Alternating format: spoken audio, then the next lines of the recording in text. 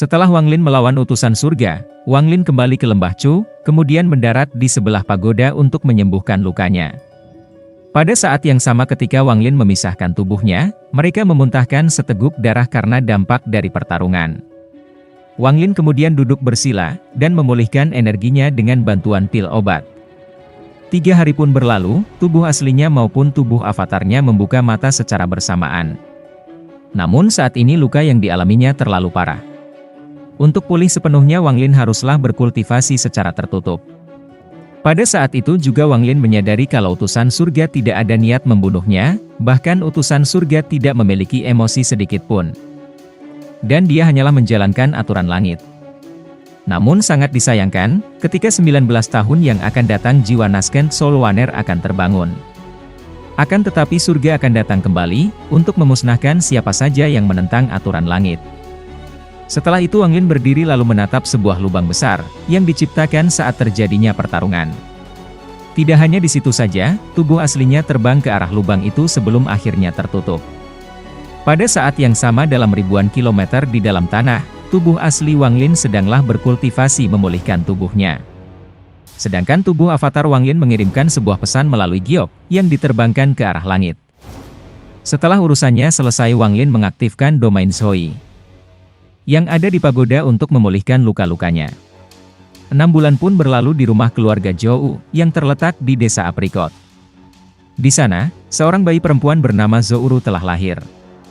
Namun, kondisi tubuhnya sangat lemah dan memprihatinkan. Beruntung Zouru berasal dari keluarga Zhou, yang cukup terkenal dan memiliki banyak sumber daya. Dengan perawatan yang baik, mereka bisa menangani kesehatannya. Di tempat lain, di dalam sebuah gua, Tian dan Lu Fei sedang berkultivasi. Salah satu dari mereka diperintahkan Wang Lin untuk menjaga perkembangan tubuh Zouru. Sementara keadaan Wang Lin saat ini semakin membaik, sedangkan untuk tubuh aslinya Wang Lin juga telah memulihkan luka-lukanya. Bahkan menunjukkan tanda-tanda akan menerobos ke Dewa Kuno Bintang 3. 1 tahun pun berlalu. Setelah mengamati Zouru, Tian dan Lu Fei akhirnya melaporkan kepada Wang Lin bahwa Zouru adalah anak yang cacat. Dia tidak bisa berbicara sama sekali, sehingga orang-orang di desa menganggapnya sebagai gadis bisu. Berbeda dengan Wang Lin karena mengetahui hal ini, Wang Lin langsung datang dan melihat keadaannya. Saat dia melihat Zouru matanya tertuju pada jiwa Nasken Soul Limuan, yang saat ini sedang berinkarnasi. Ketika pandangan Wang Lin menatap Zouru, Wang Lin dipenuhi dengan perasaan sayang, dan Zouru sangatlah menggemaskan. Sementara itu sekelompok orang muncul dari formasi teleportasi kuno, di perbatasan wilayah Chu. Di antara mereka ada Zixin, Gong Sun Fen, Tetua Hu, Yun Meng, Suluo, dan Qiu Shiping. Mereka semua menuju makam abadi, tetapi harus mengambil rute yang lebih jauh melalui jalan Chu, karena jika melewati wilayah Zhou, mereka akan menghadapi pos pemeriksaan, yang bisa menghambat perjalanan mereka. Tetua Hu memimpin kelompok itu terbang ke arah utara. Dalam perjalanan, Qiu Shiping sangat berharap bisa mengikuti Tetua Hu, agar mendapat kesempatan menerobos ke tahap formasi jiwa, dengan memperoleh harta di makam abadi. Sementara itu, Zixin juga ingin merekrut dan meminta bantuan Tetua Hu. Untuk meyakinkannya, Zixin berniat mengungkap beberapa rahasia, yang belum ia katakan pada Wang Lin. Saat mereka melintasi wilayah Chu, Tetua Hu terkejut melihat perubahan besar yang terjadi. Suluo kemudian menjelaskan, bahwa sekte awan langit telah melahap sebagian sekte lainnya, sehingga kini menjadi sekte terkuat di Chu. Mendengar hal itu, Tetua Hu mengangguk dan berkata, sekte awan langit berfokus pada alkimia, jadi mereka pasti memiliki banyak pembudidaya Nasken Soul. Saat kita kembali dari makam abadi, ingatkan aku untuk mengunjungi mereka dan meminta beberapa pil obat. Akan tetapi tiba-tiba semua orang terkejut, melihat pilar cahaya terang melesat ke langit dari arah pagoda surgawi. Cahaya itu begitu kuat hingga tampak dari kejauhan, dan mereka segera menyadari bahwa ini adalah tanda kedatangan seorang utusan dari negara peringkat atas. Sesaat kemudian, beberapa naga emas muncul di sekitar pilar cahaya, melayang di udara dengan aura megah. Dari dalam cahaya itu, seorang pemuda bernama Feng Yushan berjalan keluar dengan langkah tenang. Naga-naga emas itu mengeluarkan raungan keras, sebelum perlahan berubah menjadi corak di jubahnya, menandakan statusnya yang luar biasa. Tetua Hu dan yang lainnya segera merasa tegang, mereka panik menyadari bahwa utusan ini berasal dari Suzaku, salah satu negara kultivasi tingkat tinggi. Seorang wanita cantik yang bernama Zixin bertanya, leluhur mengapa utusan dari Suzaku datang ke Chu? Tetua Hu tidak segera menjawab, tetapi malah menoleh ke arah Gong Sun Fan, kemudian mengatakan, rekan kultivator Gong Sun, bagaimana menurutmu? Gong Sun Fan mengelus janggutnya, lalu dengan tenang menjawab, rekan kultivator Hu, saya baru saja mencapai tahap formasi jiwa, jadi saya tidak terlalu tahu banyak tentang Suzaku. Namun, saya yakin sesuatu yang besar akan terjadi. Aku tidak tahu apa itu, tetapi jika utusan dari Suzaku sampai datang ke Chu, pasti ada alasan yang luar biasa penting. Sedangkan Feng Yushan terbang langsung ke arah Tetua Hu dan rombongannya. Aura kuat yang dipancarkannya membuat mereka langsung bergetar dan dipenuhi ketakutan. Tekanan dari kultivasinya begitu besar, hingga udara di sekitar mereka terasa berat. Namun, di tengah ketegangan itu, Zixin justru merasa wajahnya memerah. Untuk pertama kalinya, ia melihat seorang pria yang begitu tampan hingga membuatnya tertegun. Feng Yushan berhenti tepat di depan mereka dan dengan suara tenang bertanya, kalian mau pergi kemana? Tetua Hu yang bisa merasakan bahwa kultivasi pemuda itu berada di pertengahan tahap formasi jiwa, dia tetaplah berhati-hati.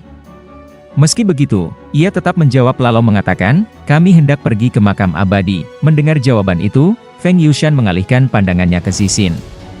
Tatapannya tajam saat ia berkata, buka cadarmu. Mendengar permintaan itu, suasana menjadi semakin tegang. Gong Sun Fan segera maju, membungkuk dengan hormat, lalu berkata, Tuan utusan, Nona kami mendapat perintah langsung dari kepala keluarga. Dia tidak bisa sembarangan mengungkapkan wajahnya, saya harap Tuan utusan bisa mengerti. Mata Feng Yushan menjadi tajam sejenak.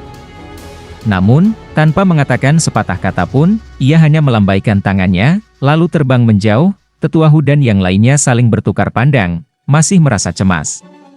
Meskipun Feng Yushan sudah pergi, keberadaan seorang utusan dari Suzaku di Chu tetap menimbulkan banyak pertanyaan dan ketidakpastian. Mereka merasa penasaran mengapa seorang utusan dari Suzaku datang ke Chu. Tanpa berpikir panjang, mereka memutuskan untuk mengikutinya. Saat melihat Feng Yushan juga terbang ke arah utara, mereka mengira tujuannya adalah makam abadi. Namun, dugaan itu segera berubah ketika mereka melihat pemuda itu malah terbang ke atas sebuah lembah. Tiba-tiba, tubuhnya terpental mundur oleh sebuah kekuatan yang luar biasa kuat. Tetua Hu dan yang lainnya terkejut. Mereka hanya bisa mengamati dari kejauhan, tak berani mendekat. Feng Yushan mengeluarkan sebuah batu giok dan memeriksanya. Dari ekspresinya, jelas bahwa instruksi dalam giok itu mengarah ke tempat ini. Ia merenung sejenak lalu mencoba melangkah lebih dekat. Namun, saat ia mendekat, tiba-tiba tekanan yang sangat menakutkan muncul. Wajahnya langsung berubah, dan tanpa ragu ia mundur dengan cepat. Tetua Hu yang semakin penasaran, memperhatikan bahwa ada seseorang yang duduk di samping sebuah pagoda di dalam lembah.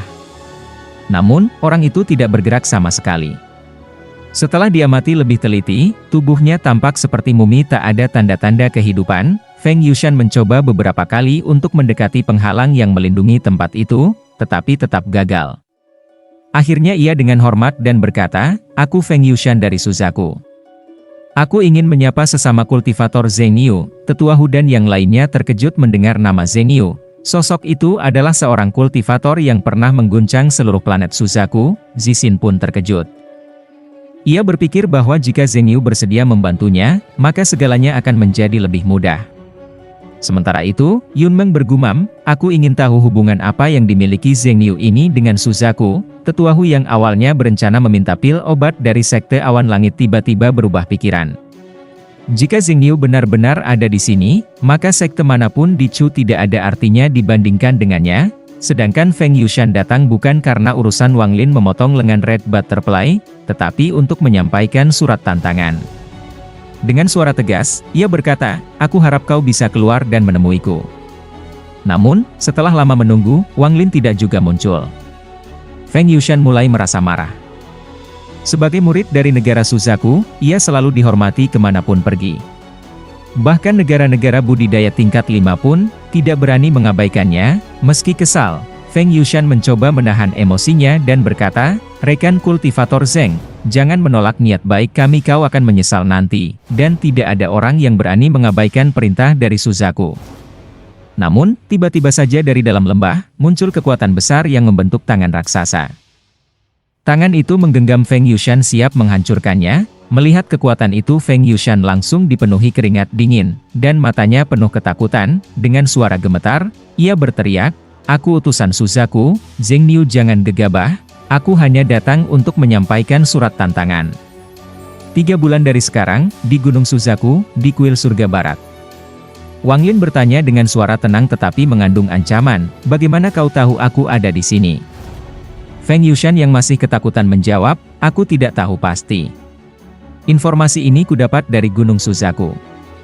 Jika bukan karena mereka, gurunya Red Butterfly pasti sudah datang mencarimu sendiri." Mendengar percakapan ini, Tetua Hu dan yang lainnya langsung menyadari bahwa Zheng Niu sebenarnya adalah Wang Lin. Namun, Wang Lin hanya menjawab dengan santai, "Aku tidak punya waktu." Begitu dia berkata demikian, tangan raksasa yang mencengkeram Feng Yushan langsung menghilang. Feng Yushan berpikir bahwa sebelumnya, Wang Lin mungkin hanya menggunakan trik untuk mengalahkan Red Butterfly. Tapi sekarang, dia tak lagi berpikir seperti itu. Dengan penuh hormat, Feng Yushan menjelaskan, "Gunung Suzaku sangat jarang mengirim pesan.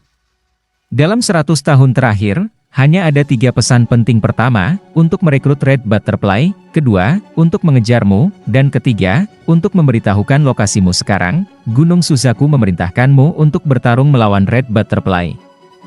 Jika kau menerima tantangan ini dan menang, kau akan mendapatkan manfaat besar." Mendengarkan apa yang dikatakan Feng Yushan, Wang Lin dengan tenang dan berkata, "Katakan pada Red Butterfly, kalau dia ingin bertarung denganku, tunggu 10 tahun lagi." Mendapat jawaban yang jelas, Feng Yushan pun pergi, meninggalkan suasana yang penuh dengan ketegangan. Setelah itu Wang Lin menghilangkan domain Zhoi. Wang Lin mengundang Tetua Hu dan yang lainnya masuk lembahnya. Dengan ramah ia menyambut mereka dan mempersilakan untuk duduk. Zixin merasa terkejut karena tidak menyangka bahwa Zheng Niu adalah Wang Lin. Ia pun segera meminta maaf atas kelancangannya sebelumnya. Namun, Wang Lin tidak mempermasalahkan hal itu. Sebelumnya Wang Lin sudah mengetahui bahwa Zixin akan pergi ke makam abadi untuk menyelamatkan ayahnya. Kemudian Wang Lin menuangkan teh kepada Tetua Hu. Saat Tetua Hu mencicipi teh itu, ia terkejut karena teh tersebut mengandung energi spiritual. Wang Lin pun menjelaskan bahwa ia mendapatkannya saat berkelana di alam surgawi. Tetua Hu yang tertarik lalu bertanya, "Selain memotong lengan Red Butterfly, apakah kau bersedia menjual energi spiritual surgawi ini kepadaku?" Wang Lin menjawab bahwa itu bisa diatur saat ia menerobos ke tahap transformasi jiwa. Kemudian Wang Lin bertanya kepada Zixin tentang alasan perjalanannya ke makam abadi. Zixin menjelaskan bahwa di sana ada pohon reinkarnasi, dan ia memiliki petunjuk untuk menemukannya. Berdasarkan yang ia ketahui, duduk di bawah pohon reinkarnasi dapat membantu seorang kultivator memahami siklus hidup, yang sangat berguna bagi mereka yang berada di tahap formasi jiwa, untuk meningkatkan pemahaman tentang domain mereka. Namun, Wang Lin hanya tersenyum dan berkata, "Itu konyol. Pemahaman domain setiap kultivator bergantung pada diri mereka sendiri. Pohon reinkarnasi mungkin membantu, tapi hanya untuk mereka yang berada di tahap akhir Nascent Soul atau formasi jiwa tahap awal." Tetua Hu yang punya tujuan lain merasa terkesan dengan wawasan Wang Lin. Zixin yang mendengar ini, langsung mengerutkan kening. Tetua Hu tertawa dan berkata, "Rekan kultivator Zixin, jangan salahkan aku. Aku tidak tertarik pada pohon reinkarnasi, yang aku inginkan adalah buah reinkarnasi. Jika aku pergi sendiri, peluang keberhasilanku hanya 30%. Tapi jika saudara Wang Lin ikut, aku akan lebih percaya diri hingga 60%. Mendengar buah reinkarnasi, ekspresi Wang Lin berubah. Buah reinkarnasi berukuran kepalan tangan, dan warnanya berubah setiap 2 jam.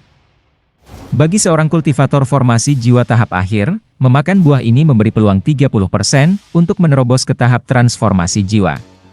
Selain itu, dari ingatan dewa kuno, buah ini memiliki efek memurnikan dan memperkuat fondasi tubuh, menjadikannya lebih dekat ke tubuh dewa kuno sejati. Namun, makam abadi sangat berbahaya, bahkan Suzaku pun tidak berani masuk terlalu dalam. Selain memiliki pohon reinkarnasi, tempat itu sangat luas, bahkan di bawah tanahnya ada dunia yang lebih besar, yang dijaga oleh orang-orang biadab. Kekuatan orang-orang ini bahkan tidak bisa diremehkan. Meskipun begitu, Tetua Hu meyakinkan Wang Lin dengan menawarkan banyak keuntungan.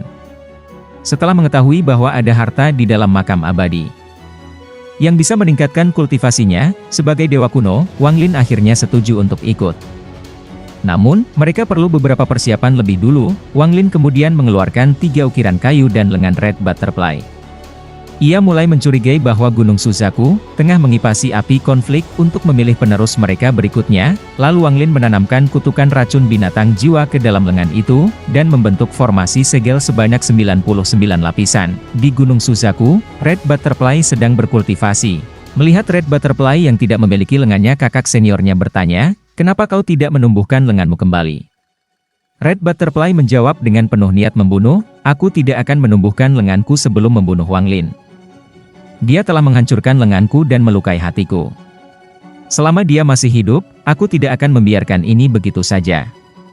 Namun, tiba-tiba saja asap hitam keluar dari tubuh Red Butterfly.